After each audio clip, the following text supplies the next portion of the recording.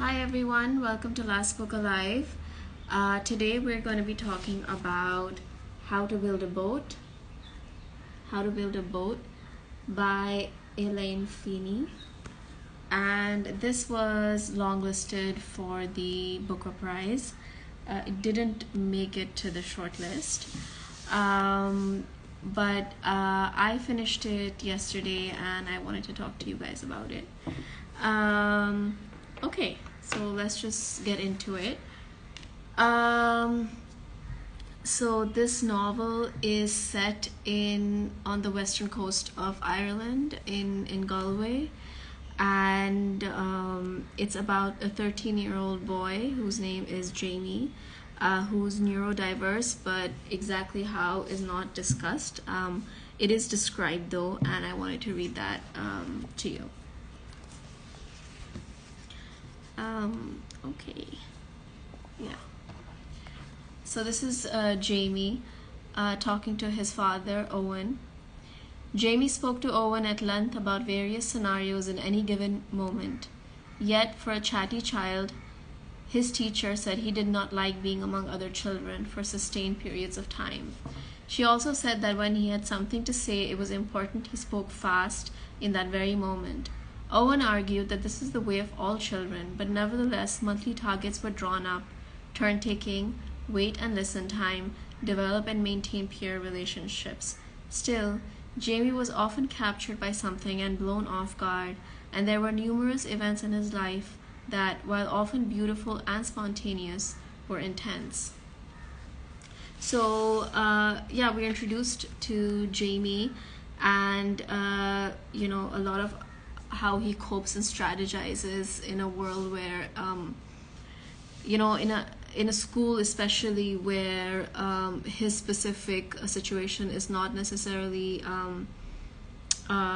respected or taken into account, especially by the principal, whose name is Mr. Fox, and I would say that he is the main antagonist in this book. Anyway, so the story is that Jamie's mother, Noelle, who was an excellent swimmer, passed away while giving birth to Jamie. And he lives with his father, Owen, and his grandmother, Marie, lives close by. And the story actually begins with Jamie's first day at secondary school, at Christ College, basically. And this is where he faces his main challenges, because when he was in primary school, he had a teacher who understood him and who gave him alone time and things like that. Here he's among all boys, all adolescent boys growing up, and he is bullied, and as I said before, he is also not understood and kind of forced to be normal by the principal, Father Fox, who's also very, very religious, very dogmatic actually. But while Jamie faces problems at school, he also makes friends. He makes friends with the English teacher Tess, who also used to teach students with additional needs, but those students have, as we find out at the very beginning of the book, they have been transferred to another school because Father Fox didn't think that they belonged in this school.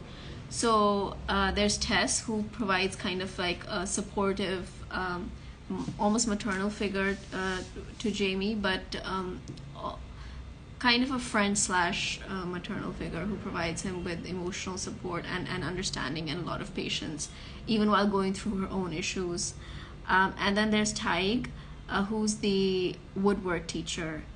And just a note about the pronunciation. So this is Western Ireland, the western coast of Ireland, and I had quite a difficult time with some of the characters' names, because this particular character, Taeeg, his name is actually pronounced Tadhg, and it's Gaelic. It's a Gaelic name, and it's actually pronounced Taeeg. And similarly, there's this other pronunciation. There's another word, Curak. So Curak is actually a boat. It's an Irish an Irish boat, like it's a specific boat that's made in that part of the world. And there are three different pronunciations for this word depending on where you live in Ireland.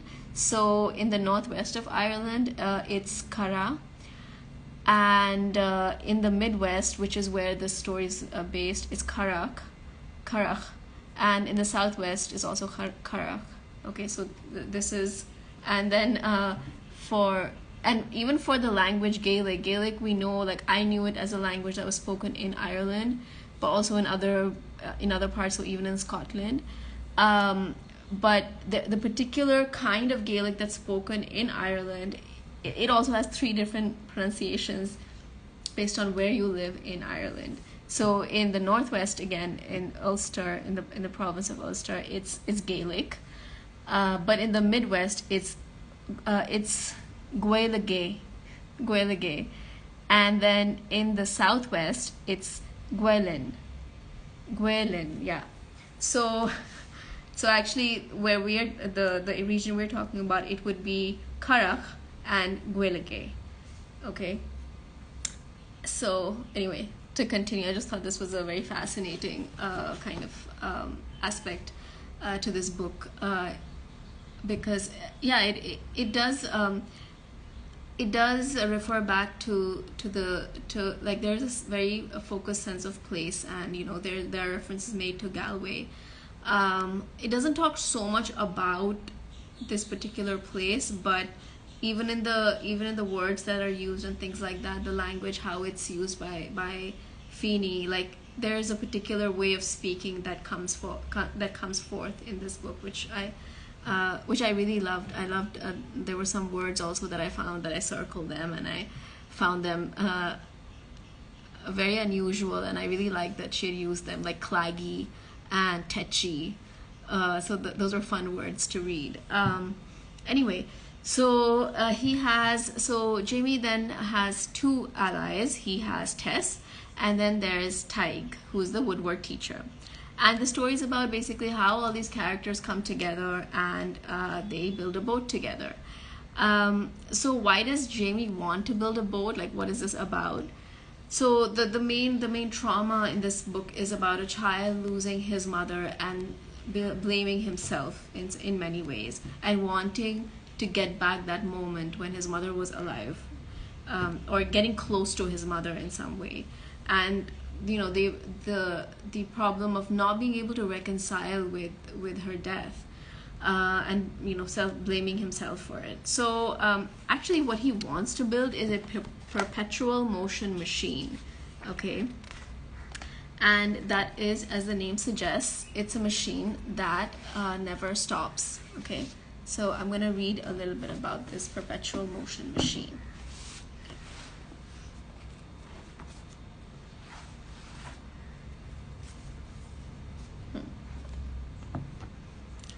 This is him explaining it to Taeeg. So Taeeg is saying, Owen must have a tough time trying to save you from things falling apart. Just one thing, Taeeg said. You haven't told me why you need this machine to never stop. Jamie was scalding all over. He stopped for a moment, then started talking quickly and loudly. And this is the way that he copes with things sometimes, is that he starts singing loudly or starts talking loudly. And they're in a boat, by the way. It's Tess, Taeeg, and Owen. They're in a boat just on the water. So Jamie was scalding over. He stopped for a moment, then started talking quickly and loudly. They're in the workshop, sorry. The sensation of the sandpaper was upsetting him. He took a long, deep breath and spoke quickly. When Noelle, his mother, swims, she is always on my screen. I want her in my head, and I like watching her. It makes everything slow down, and if a machine runs at the same time she's on screen, I'm hoping they energize each other. He took a short breath and was loud now. This machine, I have all of this in me, curves and loops and Mariam, and yet I cannot feel her anywhere. No one tells me about her, talks about her, and I can't feel her. I can't. Taeeg laid his hands on Jamie's shoulders. The boy had his eyes squeezed shut now. Okay, we'll build a machine, Taeeg whispered. We'll build something. don't worry. Then to Tess he mouthed, Noel. His ma'am, Tess said quietly. She's dead, Jamie said, his eyes shut tight. So, yeah. And the Maryam that is referred to in this passage is Maryam Mirza Khani. She's a mathematician.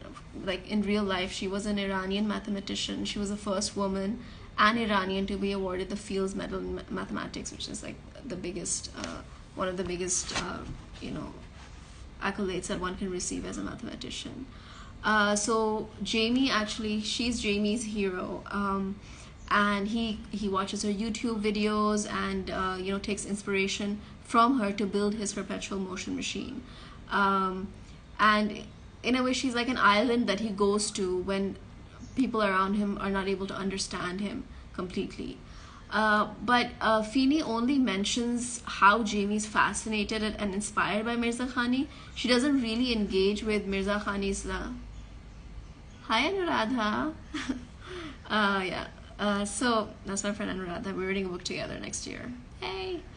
So yeah, Feeney doesn't really engage with Mirza Khani's theories or help us understand. It's actually help us understand his connection to Jamie's perpetual motion machine. That would have been actually really fascinating to be able to understand at a deeper level how Mirza Khani influenced Jamie. But we don't, I was looking for it, but we don't really get that. So what are my main views on this book reading it? I went into this book after I read Pearl with my friend Barkha, and Pearl was a beautifully written novel, but it was also a very heavy read. This novel is not such a heavy read. It's also plot driven. It's not so much the focus is not so much on dialogue or a person's inner thoughts or some kind of monologue. It's more like it's a very action oriented film book, if I may say so, because it is about how to build a boat. That's the kind of like the fulcrum or the core of it. And it felt like from the start that it was a happy book, and it's one of those books where like I felt like no matter how bad things were, it would always work out in the end.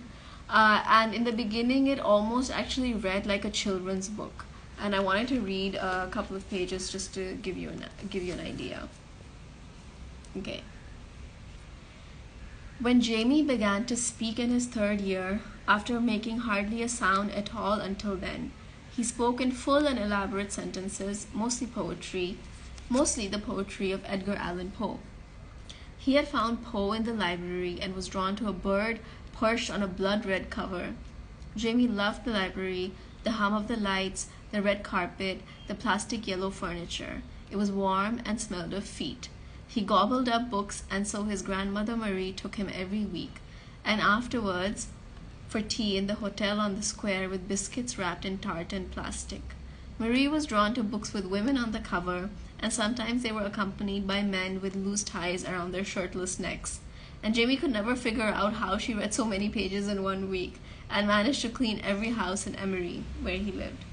Walking home, he'd sing out, "Where the tempter sent, or where the tempest tossed thee here ashore, desolate yet all undaunted, on this desert land enchanted," until Marie banned Poe. So it's funny and it's heartfelt. So yeah, it's also such a well-paced novel. Like there was never a time when I felt like things were happening too slowly or too quickly. There was a little bit where I lost the narrative, but I don't want to get into it too much because I don't want to give away too much, because I want you to read the book. Hi Radha. But yeah, it didn't feel forced. The timing was just right, and so all 3 characters, Taeeg, Tess and Jamie, they all actually only come together in the middle of the novel, around page 135. But I never felt that it should have happened earlier, because they all have their own storylines, and so when they come together, we all know what each of them is thinking or going through, which I think is great, because then the interaction between them there's more of a depth to it because we know their backstories.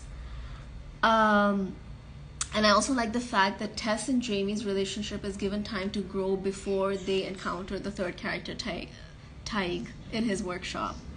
So as I mentioned, the main antagonist is Father Fox, who's the principal, but I don't really think that there was anything unique about him or anything unique about his antagonism. I mean, he's just basically like a person who's rigid, malicious, and somewhat perverse.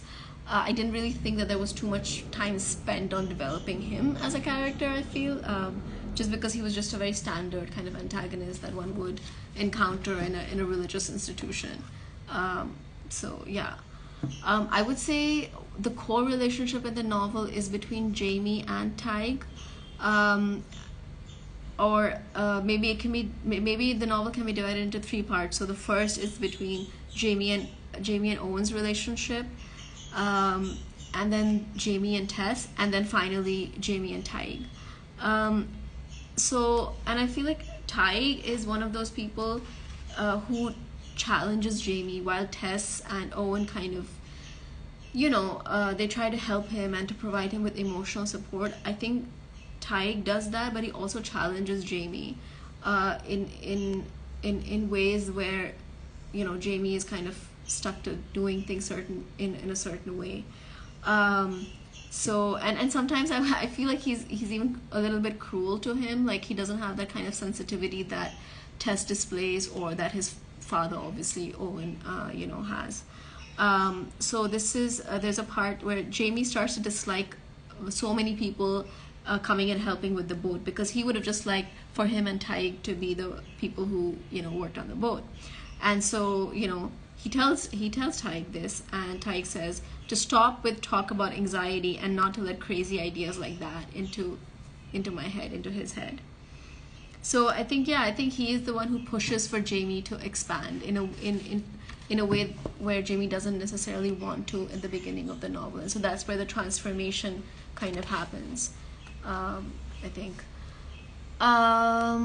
So yeah, I know that this book is about people coming together, but I did feel sometimes that there were just too many characters, just for the sake of having a community, almost like the author had to, and it was like so many characters, and Feeney had to justify their presence, So for instance, like O'Toole is one of those head boys who starts helping with the boat, and fair enough, but then you need a narrative, or so he becomes like a snitch and he tries to dissuade other people from joining in, or even Abba, who is another student who's helping out. Abba is his mother. I just felt like these characters didn't really need to be there, and it could have perhaps been a cleaner narrative without them. It just felt a little bit crowded, and didn't really feel like they did anything to the narrative except for provide the sense of community. But community doesn't mean that you need to have so many people. You just need to have genuine connections, and I felt that other characters did already have that. And I did wonder what the novel would have been like had it just been Jamie and Taeeg working together, the kind of conversations that they would have had, because Taeeg also has a very interesting past. Or even just Owen and Jamie. Actually, Owen was one of my favorite characters in this book. He's such a caring father, but he's also exasperated with Jamie. But it's such a, it was written in a way like he was so human to me. And and I would have liked to see their relationship explored more instead of it moving onward to Tess and Jamie. So more of an exploration of Owen and Jamie's relationship would have also been great, and how Owen was coping with it in his personal life, that was not explored. And I thought that he was actually one of the aside from Jamie, another fascinating character. So yeah, I would have liked to read more about their relationship and how it evolved, and how Owen was also coping as a parent. But I do think, so the strongest part of the novel, in my humble opinion, comes when Jamie takes the boat out for the first time, right? And this is when he's finally alone with his thoughts on the water. And it's interesting, right? Because his mother was a swimmer. She loved the water, and so it's only right that Jamie finds whatever reconciliation, understanding, closure that he desires on the water.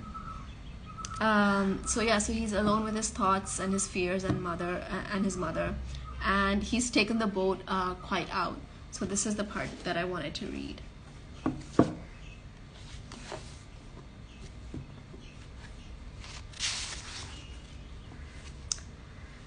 Okay. Jamie, love, it's miles to the sea. Settle here, good lad. You've gone far enough. Feel the energy in your feet. You need to change out of your clothes when you get back. You'll catch your death. Jamie, chaos will scratch the scab of your mind, and the questions, they will always be coming. You will overheat. But remember, everything starts with little warnings. Listen to them. A flock of mallards lifts to the sea. Remember, flowers leak to the bees because they are good. Everything good starts with a good impulse. His oars click now. To create, you must feel and be uncomfortable, and sometimes you will feel isolation. One of my favorite lines in the book. To create, you must feel and be uncomfortable, and sometimes you will feel isolation. The karak is compressed between the sky and the river, and you have been having difficulty in seeing the full picture. But here's the thing, kiddo. There's no full picture. The picture is always filling. Let it. Don't try to order it or organize it. Listen to it. Watch it fill. So who's saying this to Jamie? So we don't know who says this.